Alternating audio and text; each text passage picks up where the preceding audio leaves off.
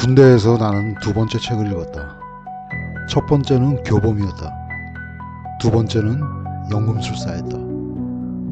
이상할이 많지 그 책은 고요한 듯 내 안에 무언가를 살아있다고 말해주었다. 파울로 코엘류, 브라질의 낯선 작가. 그런데 그가 쓴 단 한 권의 책이 내 삶의 방향을, 아니 내 내면의 나침반을 바꿔놓았다. 사막, 양치기, 신전, 상인, 도둑, 바람, 태양, 그리고 오맨이라는 단어. 이 소설은 마치 우화 같으면서도 어딘가 진짜를 말하는 사람의 목소리가 있었다. 연금술사, 금을 만드는 사람. 아니, 코엘류가 말하는 연금술사는 자기 자신을 발견하는 사람이었다. 그는 이렇게 말했다. 누구든 자신의 운명을 실현하려고 할 때 온 우주는 그를 도우려 움직인다.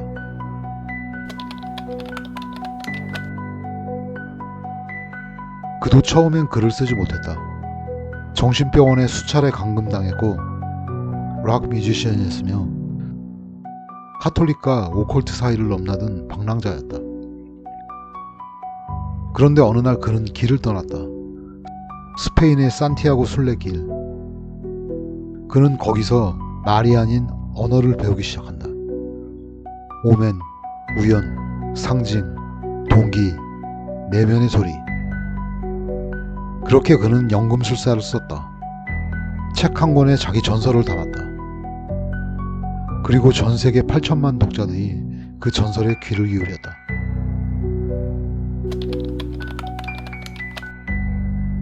연금술사는 평범한 이야기다. 양치기가 보물을 찾아 떠난다. 그러나 진짜 보물은 여정 그 자체라는 걸 깨닫는다. 그런데 왜 이 단순한 이야기에 사람들은 눈물을 흘릴까? 이유는 간단하다. 그건 우리 모두의 이야기이기 때문이다. 우리는 모두 보물을 찾아 사막을 건넌다. 그리고 묻는다. 내가 가는 이 길이 맞는 걸까? 연금술사는 답을 주지 않는다. 대신 징조를 준다. 단서, 바람, 표정, 우연. 세상은 항상 말하고 있고 그걸 읽는 건 우리의 몫이라는 것. 나는 처음 그 책을 읽고 진지하게 이렇게 생각했다. 그래, 나도 내 전설을 찾아 떠나야겠어. 그러고선 PX 가서 라면 끓여 먹었다. 전설은커녕 고춧가루 다 떨어진 라면이 내 현실이었다. 하지만 이상하게 그때부터 징조라는 단어가 머릿속에서 떠나지 않았다. 가끔 버스가 늦게 와도 이건 뭔가 신호인가 생각하게 되고, 문득 바람이 불면 지금이 떠날 타이밍인가 혼잣말하게 된다. 연금술사는 삶을 시처럼 해석하게 만든다. 그리고 나는 아직도 그 징조의 언어를 배우는 중이다. 연금술사를 읽은 사람은 묻습니다. 이건 우화인가요? 은유인가요? 아니면 진짜인가요? 정답은 없습니다. 하지만 코엘류는 아주 조용한 방식으로 이렇게 말합니다. 당신이 믿는 만큼 진짜가 된다. 연금술사에서 가장 중요한 개념은 오멘입니다. 갑자기 날아가는 나비, 우연히 들린 말 한마디, 꿈속에 나타난 피라미드, 모두 징조입니다. 징조란 미래의 단서가 아니라 지금 당신이 듣고 있는 진실입니다. 코엘류는 말합니다. 세상 모든 것은 하나의 언어로 말한다. 그것은 말보다 느리지만 정확하며 우리 안에 이미 존재하는 언어입니다. 연금술은 단지 납을 금으로 바꾸는 게 아닙니다. 그것은 자신을 정련하는 과정, 즉 불순물 속에서 진짜 나를 발견하는 길입니다.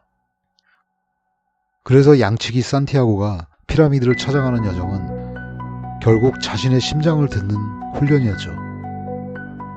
진정한 연금술이란 세상에서 가장 흔한 존재, 인간을 가장 위대한 존재, 자신으로 바꾸는 일이다.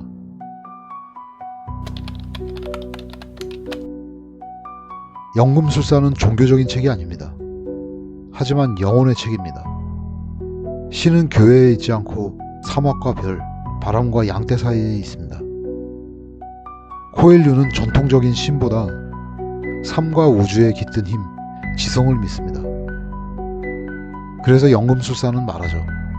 만약 당신이 진정으로 무언가를 원한다면 온 우주가 그것을 이루기 위해 돕는다. 유치하게 들릴 수도 있습니다. 그런데 이상하게 살면서 진심을 다했을 때 세상이 미세하게 반응하는 순간 우리는 이 말을 떠올리게 됩니다. 삶은 늘 금을 요구합니다. 좋은 학교, 좋은 직장, 좋은 관계, 좋은 결과.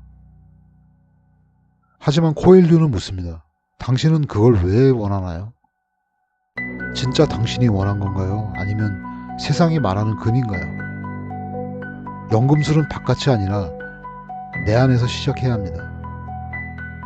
그래서 그는 사막으로 주인공을 보냈습니다. 왜냐고요?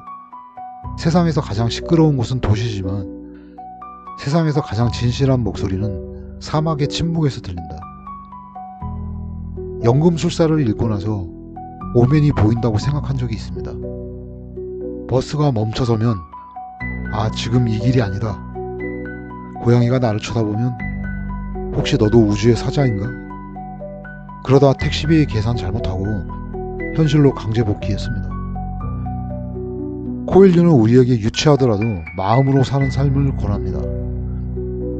징조를 듣고 마음을 따르고 다시 길을 나서는 것.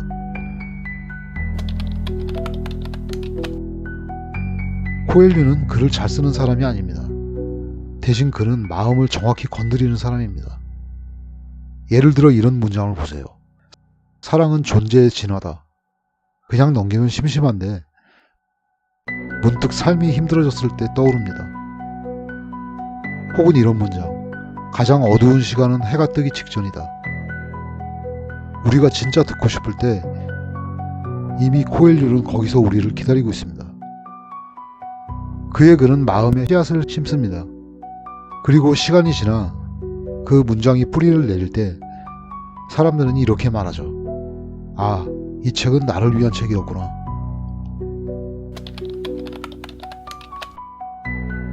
연금술사는 전체가 하나의 은유입니다. 양치기의 여정은 곧 나의 여정, 나의 선택, 나의 두려움, 나의 사랑, 그리고 나의 발견입니다.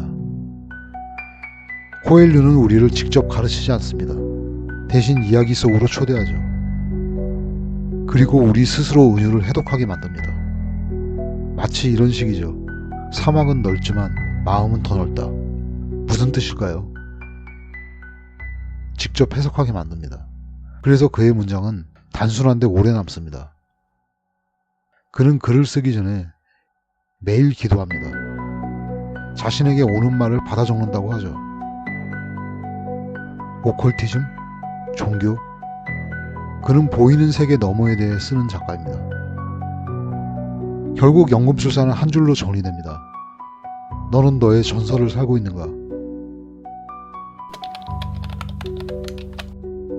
연금술사라는 제목부터 이미 우리에게 묻습니다. 당신은 진짜 금을 찾고 있는가?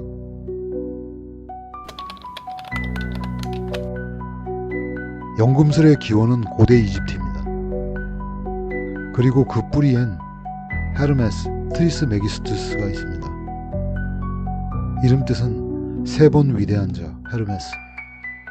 그는 신화 속 인물이자 실존한 지혜의 상징이자 연금술, 점성술, 카발라, 신비주의의 원형입니다. 고대 지혜 전통에 따르면 헤르메스는 위에서 일어난 일이 아래에도 일어난다는 에메랄드 서판을 남겼습니다. 이 말은 곧 연금술의 모든 핵심입니다. 상징은 현실을 반영한다. 마음의 변화가 세상을 바꾼다.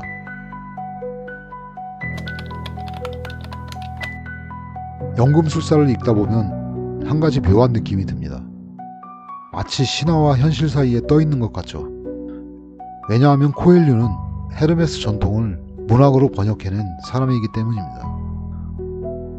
오멘, 우주의 언어, 자기전설, 이 모든 개념은 고대 신비주의에서 내려온 상징체계입니다.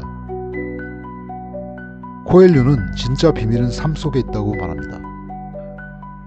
사막, 바람, 사랑, 두려움, 이 모두가 내면의 연금술을 가능케 하는 재료입니다. 그렇다면 우리에게 남은 질문은 하나입니다. 나는 나의 삶을 어떤 금으로 정렬하고 있는가? 현대사회는 실용을 강요합니다. 쓸모없는 상징은 잊혀졌죠. 하지만 상징은 인간의 무의식을 건드립니다. 그래서 코엘류는 간단한 문장과 깊은 상징을 결합합니다. 예를 들어 볼까요? 사랑은 우주의 언어다. 이건 말장난일까요? 아니죠. 사랑은 연결이고 연결은 소통이며 소통은 모든 창조의 시작이기 때문입니다. 그래서 연금술사는 단지 한 청년의 여행기가 아닙니다. 고대 연금술의 은유적 재현이며 헤르메스적 철학의 현대적 번역입니다. 세상에 눈에 보이지 않지만 작동하고 있는 또 다른 언어가 있습니다. 그리고 코엘류는 그것을 문학이라는 마법으로 들려준 연금술사였습니다. 파울로 코엘류는 질문을 던졌습니다. 당신은 진짜 원하는 것을 향해 걷고 있나요? 책을 덮은 지금 우리도 같은 질문을 해야 할지도 모릅니다. 이 영상이 마음에 닿았다면 당신도 지금 징조를 만난 것일지 모릅니다. 휴식철거반이었습니다.